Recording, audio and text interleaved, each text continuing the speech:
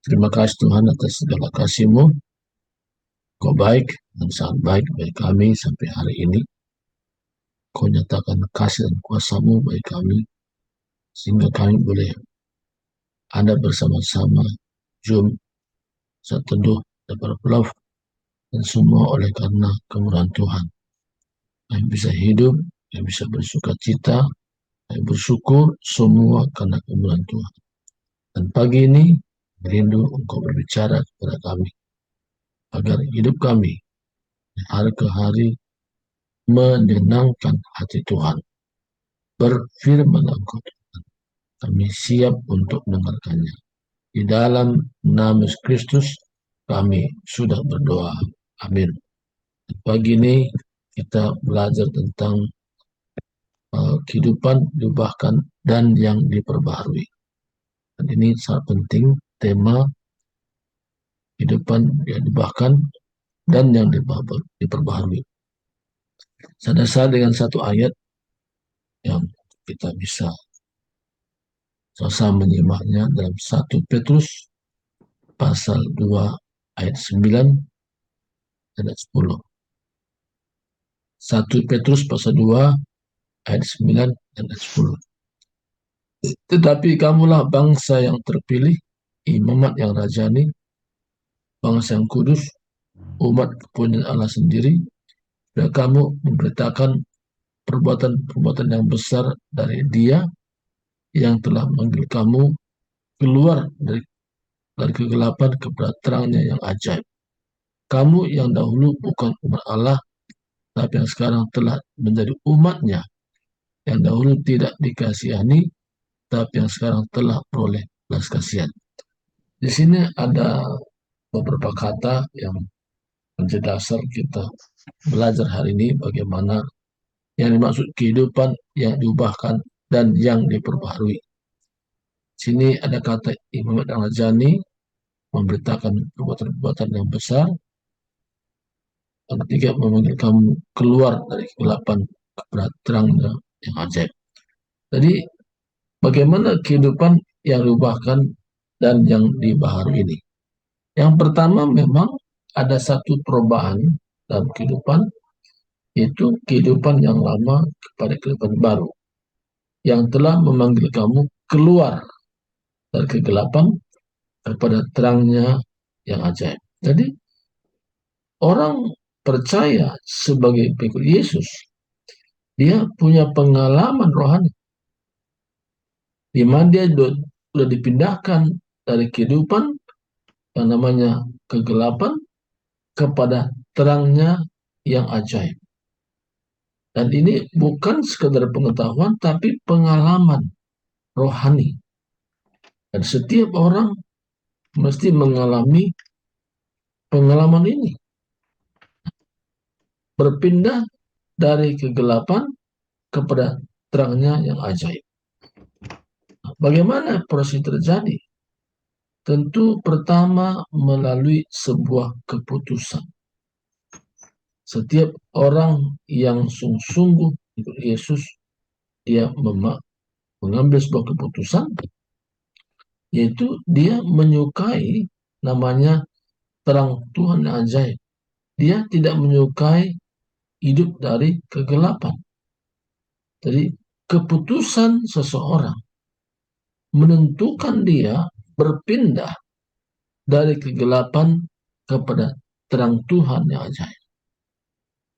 Nah, tentu perlu bukti-bukti seseorang yang sudah pindah dari kegelapan kepada terang yang ajaib.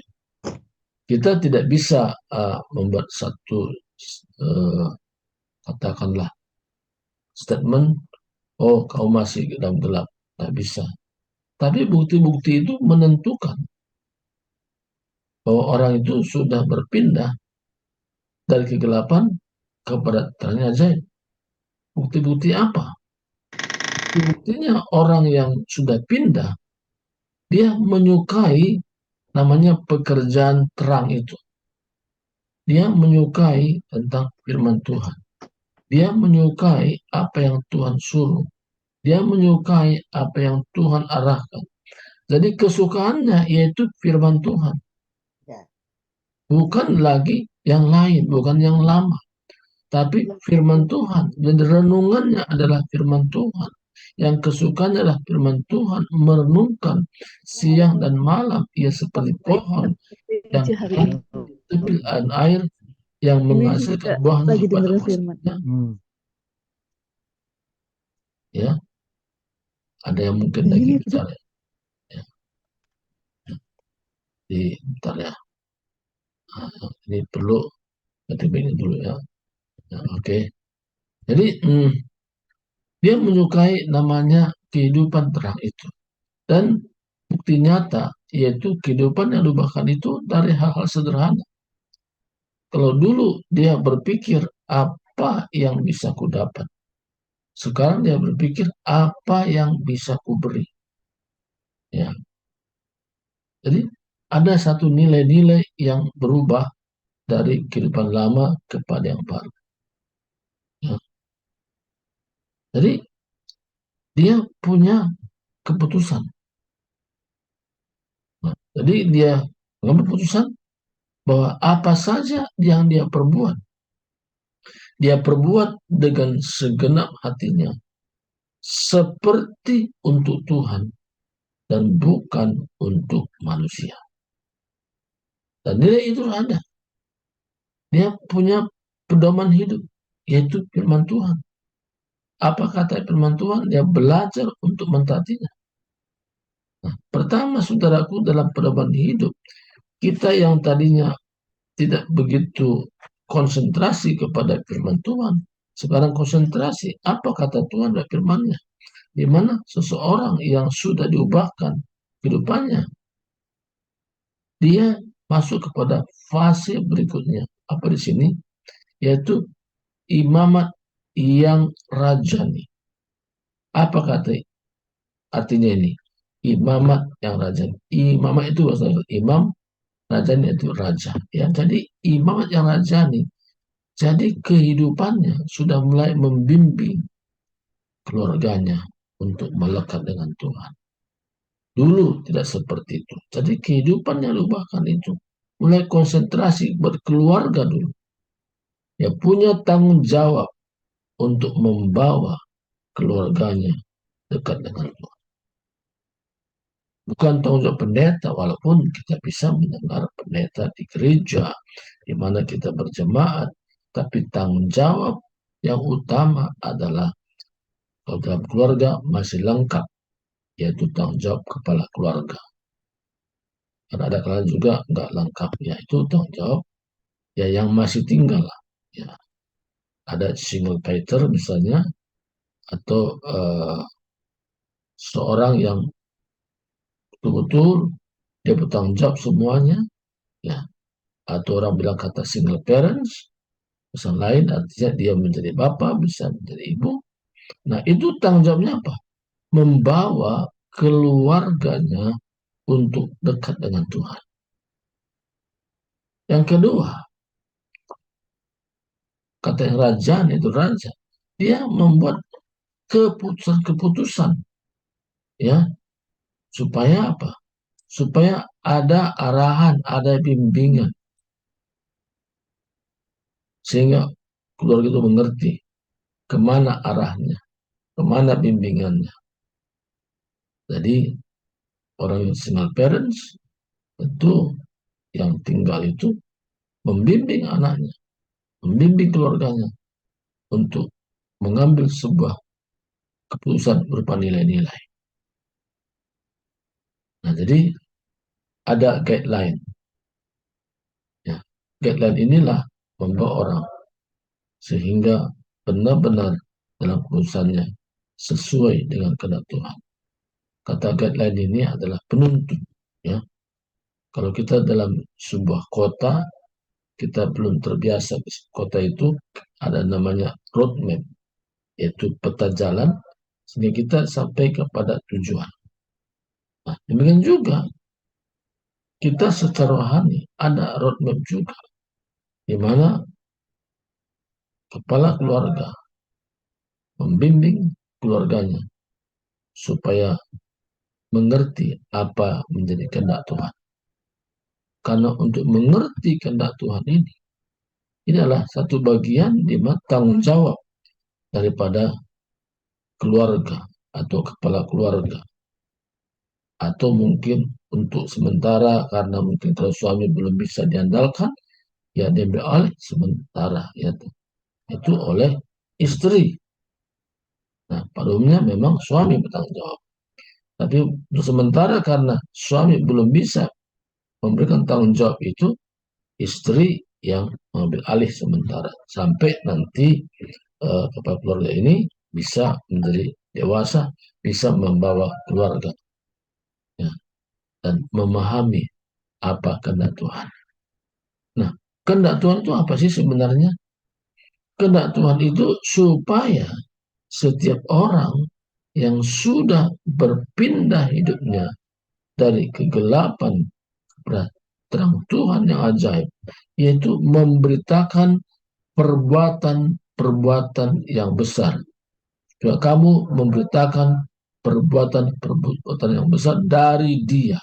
Jadi, perbuatan besar yang paling utama yaitu manusia tidak lagi menuju neraka perjalanan, tapi dua pindahkan ke surga.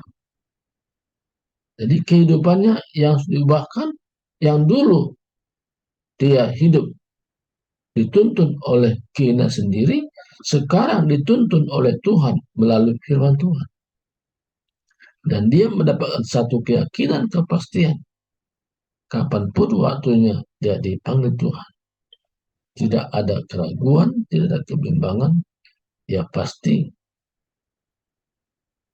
masuk ke tempat yang Tuhan siapkan bagi dia. Apa kata Yesus?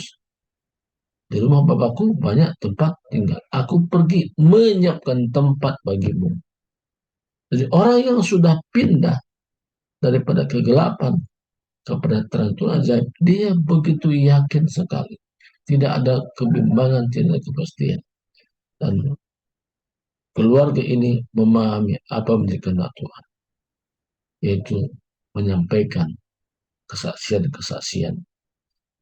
Kepada siapa? Kepada keluarga sekitar, kepada sahabat, kepada kenalan, kepada yang kita sering berinteraksi. Ini adalah bagian yang kita lakukan, yaitu memberitakan perbuatan-perbuatan yang besar, terutama apa? Tentang keselamatan. Karena Yesus rela menderita di kayu salib, mengambil alih hukuman dosa manusia. Supaya apa? Supaya setiap orang yang percaya tidak binasa, melainkan beroleh hidup yang kekal.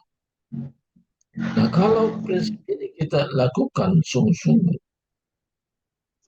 dan semua mengerjakan yang sah, dan satu keluarga ini bertanggung jawab pada orang tertentu atau keluarga tertentu, dia doakan, dia bawa ke hadapan Tuhan, dia sebut namanya, dia bisa menangisi jiwa-jiwa yang belum diselamatkan. Itu bagian di mana orang yang sudah dipindahkan dari kegelapan kepada terang yang ajaib. Nah, sehingga yang tadinya mungkin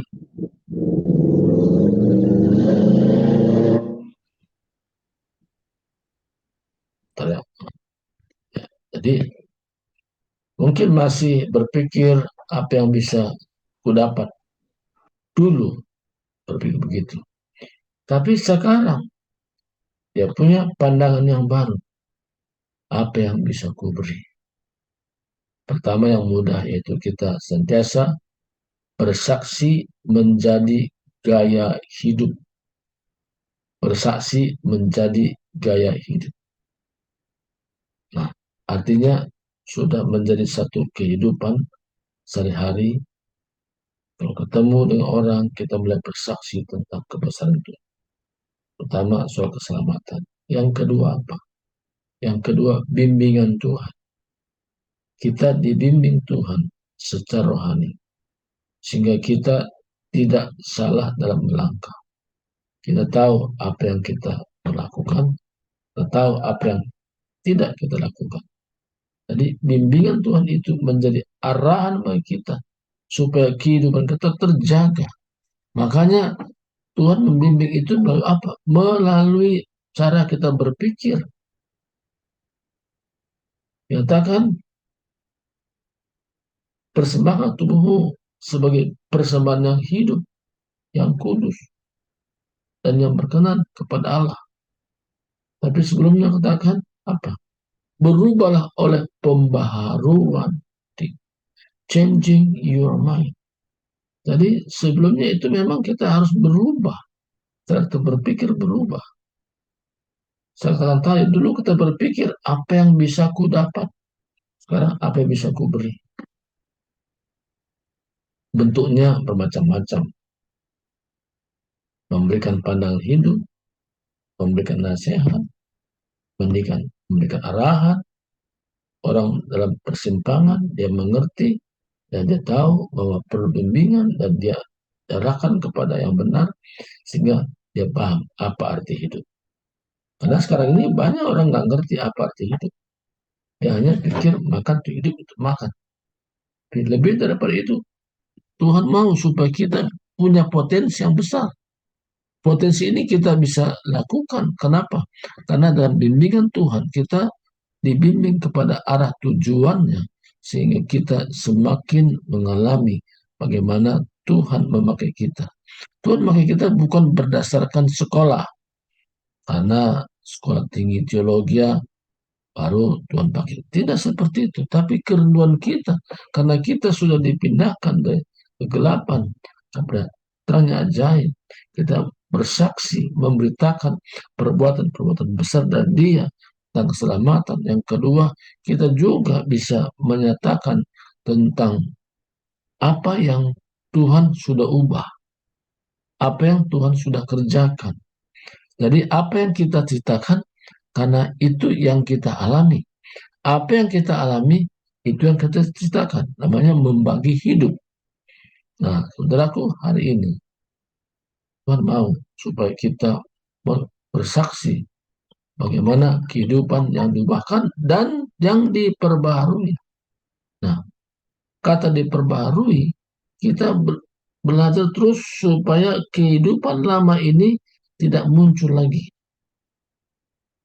Kita tidak izinkan dia berkuasa, tapi kita terus meningkat. Yang tadinya kita tidak bisa mengajar, kita bisa mengajar. Yang tadinya kita berdoa nggak bisa, sekarang bisa berdoa. Yang tadinya kita nggak bisa bersaksi, sekarang bisa bersaksi. Karena bersaksi itu bicara pengalaman hidup. Nah, saudaraku, dan hari ini Tuhan mau kita memiliki roh yang menyala. Nah, kenapa? Kehidupan orang yang diubahkan itu, kehidupan rohnya berbeda dengan sebelumnya. Roma 12 ayat 11 katakan, janganlah hendaknya kerajaan kendor, tapi biarlah rohmu menyala-nyala dan layanilah Tuhan. Saya bilang, janganlah hendaknya kerajaanmu kendor, biarlah rohmu menyala dan layanilah Tuhan. Jadi setiap saat kita merawat kehidupan roh kita. Kita tidak mau terseret kepada kehidupan yang lama. Tapi kita terus membangun kehidupan yang namanya roh yang menyala. Sehingga kita dalam melayani ini, kita punya semangat yang dimana Roh Kudus memberi kita semangat. Roh kita dan Roh Kudus ada satu kesatuan yang luar biasa, sehingga terpancar melalui wajah kita. Kita dikuasai oleh Tuhan melalui firman-Nya. Jadi, saudaraku, hari ini, kehidupan yang diubahkan, yaitu kehidupan di mana kita menyadari bahwa hidup kita sangat berarti bagi Tuhan. Kita ini baikkan hanya terlihat di luar tubuh kita, tapi yang menguasai kita adalah Tuhan melalui firman-Nya.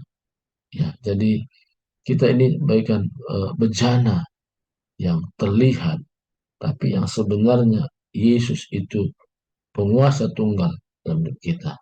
Dengan jalan demikian, kita bisa berkata, hidupku bukannya aku lagi, tapi Kristus yang hidup di dalamku. Roh kita menyala. Kita mengambil keputusan dengan benar karena firman Tuhan. Kita punya tanggung jawab memimpin keluarga supaya dekat dengan Tuhan.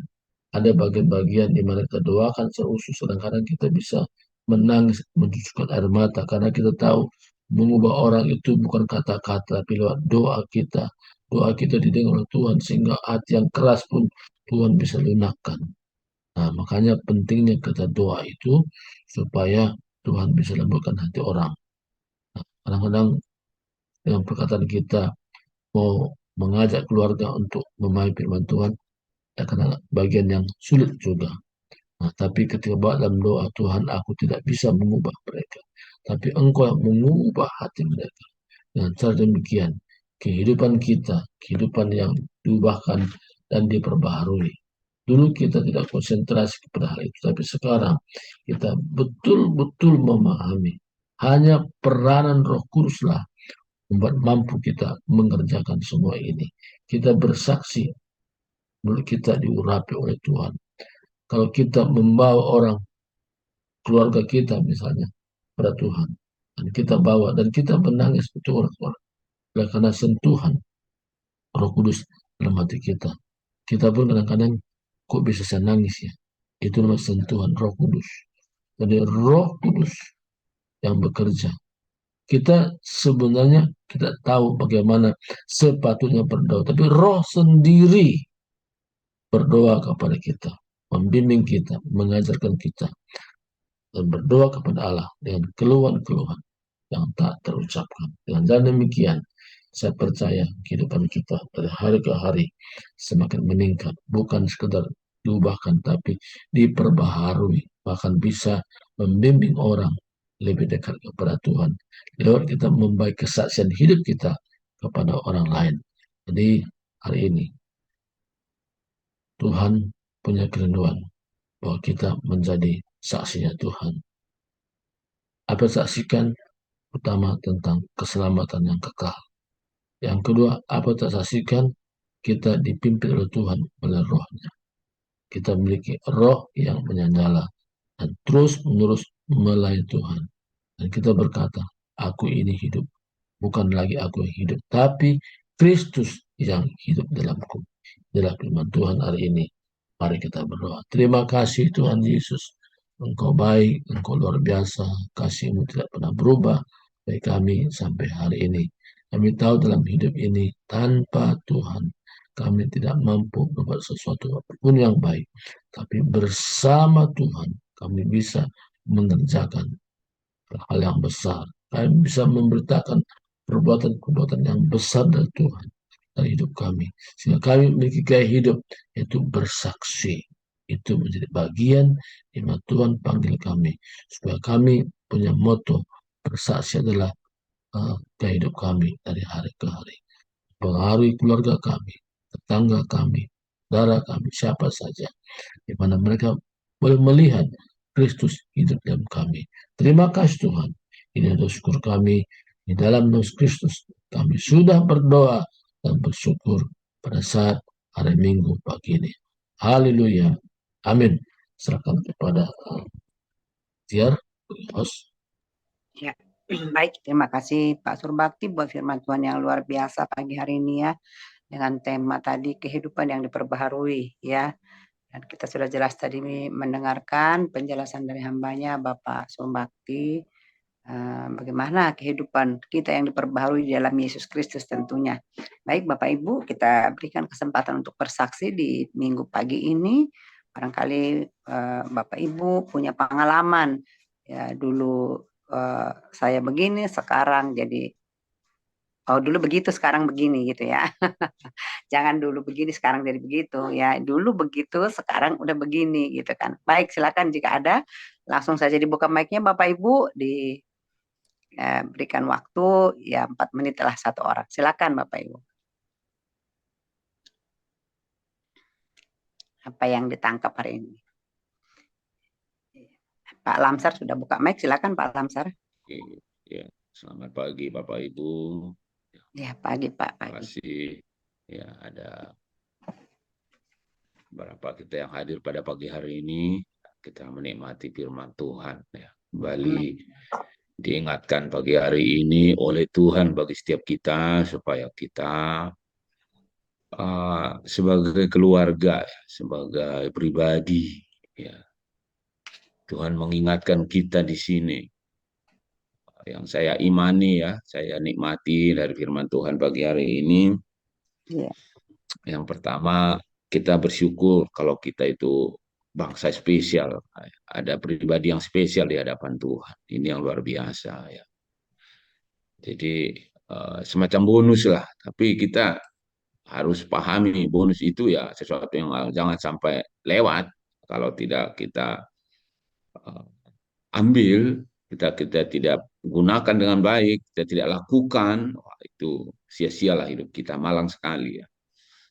Itu ya. Baru poin yang kedua, ada tugas kita, ya. Ketika kita sudah dipilih, Tuhan memberi tugas supaya kita memberitakan perbuatannya yang baik, yang di ayat 9 tadi itu. Apa itu yang baik? Ya belas kasihan Tuhan itu, gitu. Apa yang Tuhan tunjukkan di dalam perbuatan Tuhan yang baik itu? Ya belas kasih yang di ayat 10 yang terakhir. Karena kita telah beroleh belas kasihan. Kasih apa? Ya kasih sampai mati, taat sampai mati. Ini sebuah uh, apa ya, pesan Tuhan yang sangat super super apa ya, VIP lah kepada kita. Kalau dalam istilahnya Pak Boris, info 01 ini, ya. Ya, info 01 yang disampaikan kepada Tuhan itu, bahwa kita kerjakanlah, ya. Apakah kita sebagai jemaah, apakah kita sebagai gembala, ya. Sebagai gembala, Tuhan telah teladankan, sebagai Kristus kita sudah teladankan, taat sampai mati. Ya tentu, apalagi rendah hati. Itu sebagai tugas gembala. Jemaat juga demikian. Mulailah dari keluarga, semuanya kita sebagai jemaat. Tuhan memesankan sekarang pagi hari ini supaya pelayanan kita itu kita harus tunjukkan, ya, di dalam keluarga, pribadi kita, pekerjaan di mana kita. Karena Tuhan telah mulakan sebagai benchmark, sebagai patokan dalam kita. Dia sudah mati di kayu salib, yaitu dengan perbuatan baik dan balas kasihan itu. Kemudian yang berikutnya, saya imani dalam firman ini, ketika kita, Tuhan tahu, ya, kenapa dia datang, karena kita banyak kegelapan kita, banyak pergumulan kita, kesukaran kita, ya. Maka kita telah dipanggil keluar dari kegelapan itu kepada terang. Ya, siapa terang itu? Ya, Kristus. Jadi, aduh, luar biasa, ya. Jadi inilah kata Tuhan, sayalah terang itu, kata Tuhan. Ya, kita ikutlah Tuhan kita yang hebat itu, karena Tuhan tahu dahulu itu kita bukan umat Allah, bukan umat terang, tapi sekarang kita umat terang. Wah, biasa, ya. Jadi saya sangat menikmati firman Tuhan pagi hari ini. Ya, Tuhan begitu baik. Ya. Marilah kita terus di dalam pelayanan kita menunjukkan kehidupan sebagai anak terang. Baiklah di dalam kita memaknai semua kehidupan ini. Ya. Setiap kesempatan pagi hari ini, saya sangat menikmati firman Tuhan. Ya, mari kita berbuah lagi lebih baik di hadapan Tuhan, mencari hati pikiran Tuhan yang sebenarnya dalam setiap hari, supaya kita jangan melenceng, ya. Dalam hidup ini pergumulan selalu datang, ya. Kesulitan selalu ada. Karena itu Tuhan tahu kamu banyak sekali pergumulanmu, kamu keluar sekarang dari situ, kata Tuhan. Keluar dari kegelapan kepada terang. Ya, keluarlah, kata Tuhan. Jadi harus kita buktikan, ya, di dalam kehidupan pelayanan utamanya. Kita harus buktikan bahwa Tuhan telah memanggil kita supaya kita berbuah dan firman-Nya menjadi hidup terus dalam kehidupan kita, ya. Kita tetap minta tuntunan Roh Kudus, ya. Roh Kuduslah yang menyampaikan kepada setiap yang keluar dari mulut bibir kita, ya, itu kata Tuhan lah. supaya Roh Kudus yang akan menerjemahkan kepada setiap orang yang mendengar, ya. Karena inilah tugas kita sebagai keluarga, sebagai anak Tuhan. Iman rajani kita, yaitu Yesus Kristus, telah memberi contoh kepada kita semua. Jadi seperti itu sedikit kesaksian dari saya, firman Tuhan pada pagi hari ini yang menguatkan saya. Mari kita tetap taat dan setia. Itu aja Bu Tiar. Terima kasih banyak Pak Pastor Surbakti sudah menjelaskan firman. Masih ditutup Bu firman apanya? Masih ditutup. Oh iya, baik ya. Terima kasih Bapak Lamsar buat firman sharingnya, buat peneguhan ya pada pagi hari ini. Ya kita maju terus berjalan bersama dengan Tuhan. Ada lagi Bapak Ibu silakan. Pak Boris nih saya sudah buka mic. Silakan Pak Boris. Silakan. Shalom bagi kita. Ya shalom Pak, shalom. Tuhan, biarpun terlambat tapi dapat inti-intinya tadi. Amin, amin. Halo Mrs. Charles Malaysia ngintip ya. Ya, silakan lanjut Pak. Luar biasa dengan tema hidup yang diperbarui. Apakah kita sadar setiap hari kita harus memperbarui? Di sini di ayat 9 bisa kita kutip, saya baca kepada kita semua, tetapi kamulah bangsa yang terpilih, imamat yang rajani, bangsa yang kudus, umat kepunyaan Allah sendiri, supaya kamu memberitakan perbuatan-perbuatan yang besar dari Dia, yang telah memanggil kamu keluar dari kegelapan kepada terangnya yang ajaib. Sini kita bisa kita kutip, kitalah umat yang terpilih. Yang terpilih, yang kudus, kepunyaan Allah. Ini harus kita sadari nih. Yang terpilih, yang rajani, yang kudus, umat kepunyaan kita harus mengakui kita kepunyaan Allah sendiri. Yang harus kita lakukan, melakukan amanat agung. Memberitakan perbuatan-perbuatan yang besar dari Dia. Apakah kita menyadari pada pagi hari ini kita harus sadar dikasihnya anugerah kemurahan, dikasihnya napas hidup, kesehatan. Ini luar biasa. Kita sudah terpilih di umat yang raja, kudus, kepunyaan Allah sendiri, dan telah dipanggil menjadi terang bagi keluarga, bagi hidup kita, dan bagi orang lain. Ini intinya hanya sedikit aja, tapi harus kita sadari bahwa kita orang yang terpilih, orang yang terpanggil, orang yang kudus, kepunyaan Allah sendiri. Ini intinya, kepunyaan Allah sendiri. Ini harus kita sadari itu. Harus kita sadari kita kepunyaan Allah sendiri yang melakukan perbuatan-perbuatan yang ajaib, yang besar dari Dia. Itu yang harus kita perkatakan. Perbuatan-perbuatan ajaib itu apa yang harus kita lakukan terhadap keluarga kita, pada orang lain. Kita harus ceritakan bagaimana kebesaran Tuhan itu kepada kita. Perbuatan-perbuatan besar dari Dia yang telah memanggil kamu keluar dari kegelapan.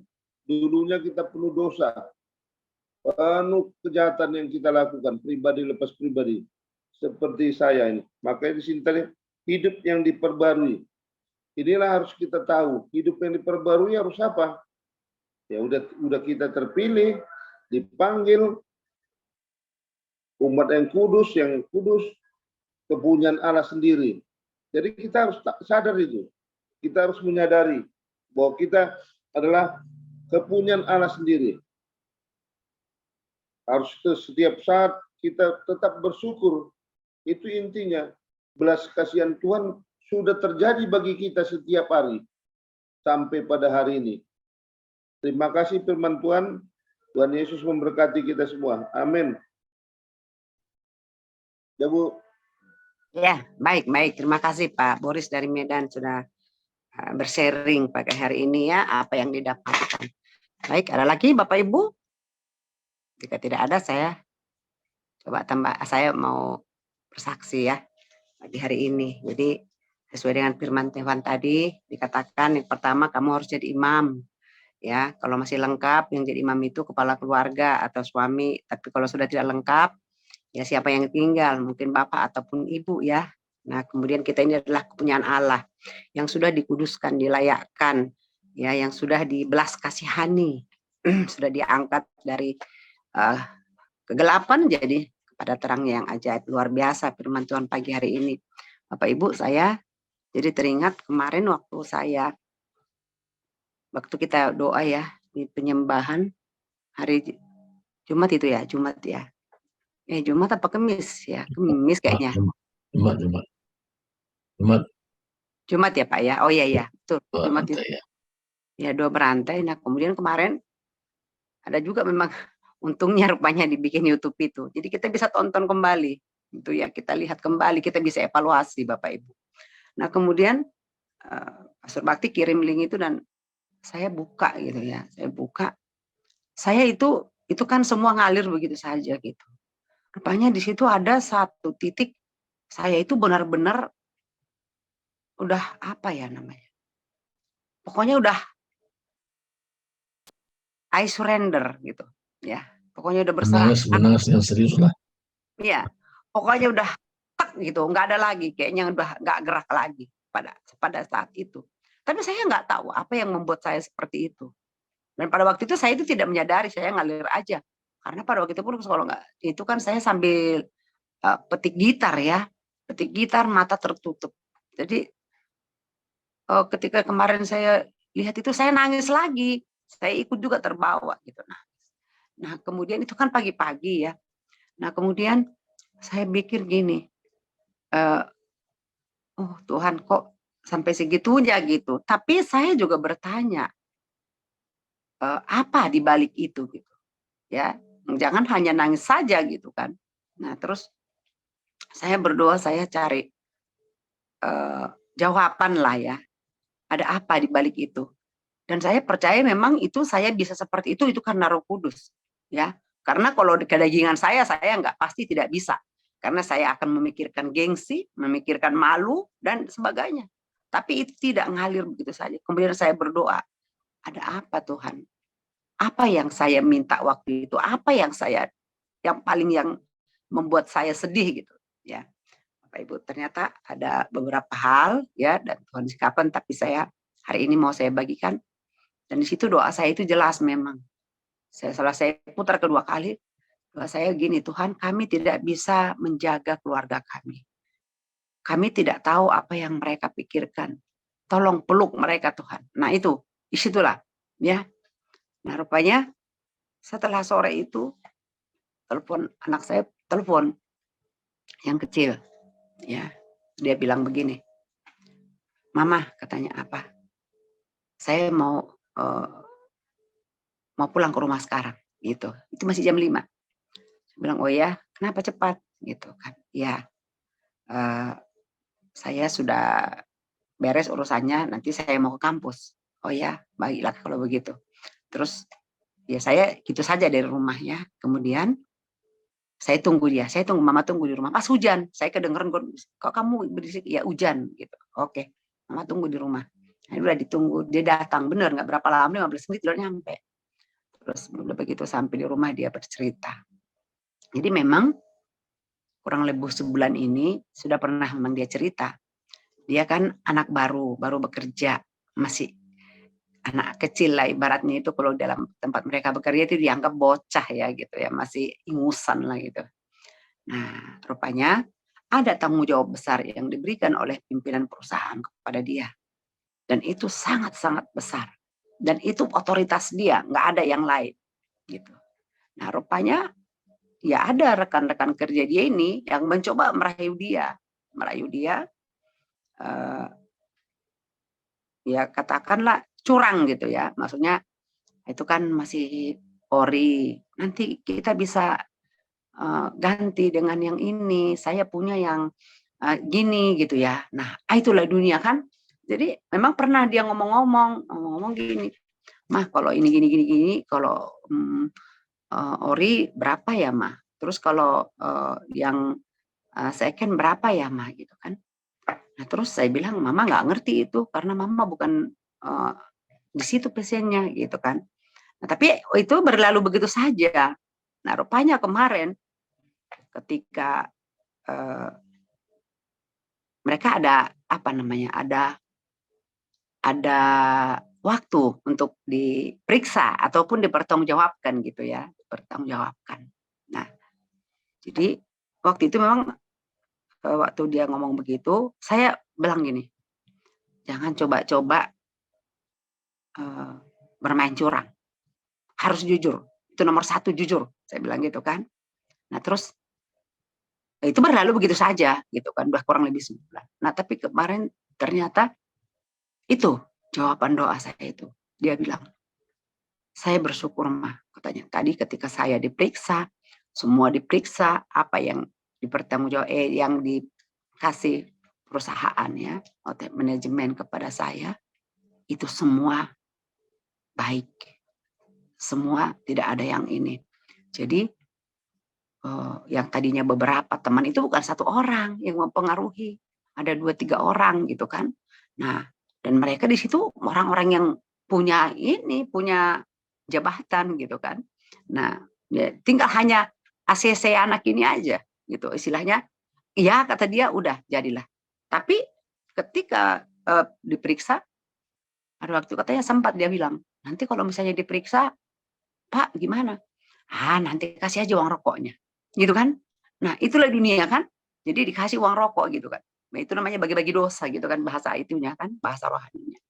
Nah tapi saya bersyukur kemarin itu ketika dia pulang ke rumah dalam keadaan hujan. Dia naik Grab. Saya peluk dia. Dia ceritakan bahwa saya pemeriksaan hari ini. Mereka berkala itu ya. Dia baru bekerja kan 6 bulan lebih. 7 bulan. 2 kali pemeriksaan, dia bilang semua baik. Jadi tidak ada yang cacat, tidak ada yang ini. Tapi ada teman-teman yang beberapa lah mereka yang dipercaya, mereka harus menjalani ya konsekuensi akibat mereka tergiur dengan tadi godaan-godaan itu tadi. Nah ternyata itu Bapak Ibu ya. Jadi saya bersyukur banget ya. Tuhan itu baik, Tuhan itu luar biasa. Dan saya percaya itu tadi. Ketika kita berdoa, maka Roh Kudus itu menuntun, mengarahkan kita. Itulah yang saya alami di doa berantai hari Jumat pagi. Dan saya bangga sama Tuhan, bangga sama Roh Kudus. Dia menjaga anak saya. Dan dia berani berkata tidak. Ada 3 orang yang mencoba, yang punya otoritas di situ juga, di atas dia. Tapi dia bilang, dia dengan sengaja, dia bilang, Pak, kalau Bapak lakukan itu, saya keluar dulu, baru Bapak lakukan. Dia bilang gitu, biarlah saya nggak di sini kerja.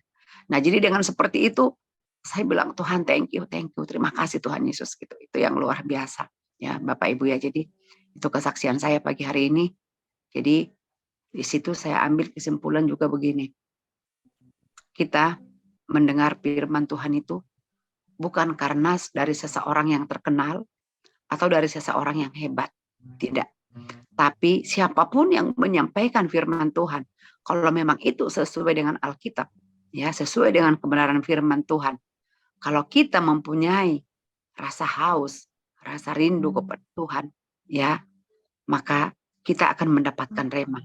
Tapi sebaliknya, sebesar apapun atau terkenal apapun pengkhotbah yang dihadirkan, yang didatangkan berbicara kepada kita, kalau kita tidak buka hati, kalau kita hanya sebagai penonton dan tidak kita melakukan, maka kita tidak mendapatkan apa-apa. Ya, saya kemarin bersharing sama seorang hamba Tuhan, saya tanya begini, saya ini sekarang, saya lagi koreksi, saya lagi mengkoreksi diri saya, rohani saya. Saya tanya, ya hamba Tuhan, mentor saya juga, saya tanya gini, Pak, saya kayaknya sekarang ini saya ada rasa yang berubah dalam hidup saya bilang. Nah, ya apa itu? Iya, jadi saya sekarang ini kan, kalau orang ajak nih, itu pembicaranya si ini loh, tentang ini, tentang itu gitu kan. Nah, kalau teman-teman tuh heboh, ya, kapan, di mana? Ayo kita ke sana gitu. Nah, saya sudah nggak tertarik dengan yang begitu, biasa aja. Saya bilang, kapan? Ya paling kalau saya bisa waktunya, oke deh. Tapi kalau nggak bisa, saya nggak begitu tertarik lagi, saya bilang gitu. Nah, saya nggak tahu. Nah, apakah saya sekarang itu sombong? Apa saya itu memang apa gitu? Nah, saya suruh dikoreksi gitu kan. Nah, ya otomatis kan mentor ini tahu pribadi saya dan saya sering komunikasi seperti itu. Nah, tapi kemarin juga saya dipuaskan dengan jawaban itu ya. Saya mengerti saya. Terus dia bilang gini, ya, itu bukan karena sombong, tapi memang kebutuhan rohani ibu bukan lagi untuk sebagai pendengar gitu. Saya pertama nggak ngerti, maksudnya apa? Iya, jadi memang tarafnya sudah naik kelas, bukan lagi pendengar, tapi sudah bisa menjadi ya memperdengarkan. Jadi ya namanya memperdengarkan butuh orang yang mendengar, tapi katanya kan ya harus juga mengupgrade diri. Nah, itu. Jadi sehingga kalau biasanya seperti Pak Cikian pernah bilang ya, bahwa seorang pemberita yang baik haruslah pernah menjadi pendengar yang baik. Nah, itu betul, saya akui itu. Kenapa? Karena ketika kita mau menyampaikan sesuatu kepada orang lain, kita harus mendapatkan sumber itu yang benar, bisa yang akurat, yang bisa dipertanggungjawabkan. Nah, itulah makanya dibilang ya, menjadi pendengar yang baik. Jadi sebelum kita memperdengarkan, sebelum kita menyampaikan ke orang lain, kita dengarkan dulu dari sumber yang benar. Ini benar enggak? Ayat pendukungnya ada enggak? Di Alkitab ada enggak? Gitu. Baru kita bisa bicara ngomong. Nah, jadi saya bersyukur ya buat sharing itu yang saya lihat yang berubah di dalam hidup saya. Jadi saya sekarang enggak tertarik kalau kata orang ini begini, ini begitu, enggak lagi. Tapi siapapun itu yang menyampaikan firman Tuhan, sekalipun itu hanya orang yang tidak pernah sekolah. Ya, saya Bapak Ibu di gereja kan ada kesaksian saya dia sedikit lagi. Ada seorang enci-enci ya, encim ya, orang Cina, orang Chinese, encim-encim. Dia sekarang sudah umur 60 tahun, tapi dia tidak ada sekolah Bapak Ibu, cuma hanya kelas 3 SD, nulis saja pun susah, ya kan? Dulu susah banget gitu. Itu kalau dia yang bersaksi, dia yang bawa sharing Bapak Ibu. Kita itu sampai maaf katanya sampai lalat pun masuk ke dalam mulut kita. Kita enggak terasa. Kenapa? Karena kita kagum yang tadinya dia hidup sengsara, hidup melarat, tidak ada sekolahnya, tapi sekarang Tuhan pakai dia sebagai ketua Kersel. Tahu enggak Bapak Ibu? Ketua Kersel jemaatnya dia, kami Kersel itu sebenarnya kalau sudah 20 harus dipisah, ya. Itu enggak, dia 20 sampai 30 kakak. Itu yang dia ajari, yang anggota-anggota Kerselnya itu Bapak Ibu. Orang-orang berpendidikan, sarjana, pekerja, pegawai. Luar biasa kan? Itulah kalau sudah Tuhan pakai. Nah, di situ saya belajar banyak. Jadi seperti tadi ya genap banget hari ini Pak Surbakti bilang, bukan karena sarjana teologi ya. Itu enggak tamat SD, kelas 3 SD doang, bisa nulis doang. Tulisannya pun asal acak adul. Tapi sekarang dia udah punya rumah dulu yang maaf katanya dia bilang bahasa dia gembel. Dia bilang gini, dulu saya bukan susah, tapi melarat kata dia. Tapi sekarang dia sudah punya rumah sendiri, sudah melayani, dan dia punya usaha sekarang. Nah itu luar biasa. Jadi, saya lebih suka mendengar yang seperti itu daripada mendengar seorang khotbah yang katanya wow, tapi saya tidak kenal dan saya tidak bisa saksikan kehidupannya. Nah mungkin itulah yang berubah dari saya dan mari lewat kisah ini semoga jadi berkat. Ya saya itu tadi ketika kita memang menyerahkan hati dan pikiran kita buat Tuhan, maka Roh Kudus itu membimbing kita. Yuk kita terus berjalan dalam Tuhan, terutama buat teman-teman yang di partisipan juga yang saya lihat setia, yang selalu hadir ya, sekali lagi semangat terus. Kita harus naik level, ya kita harus pada level yang kita bisa merasakan bahwa Tuhan itu benar-benar menolong kita. Tuhan itu benar-benar membawa kita. Ya itu saja dari saya Pak Surbakti. Terima kasih Tuhan berkati. Saya akan Pak Surbakti.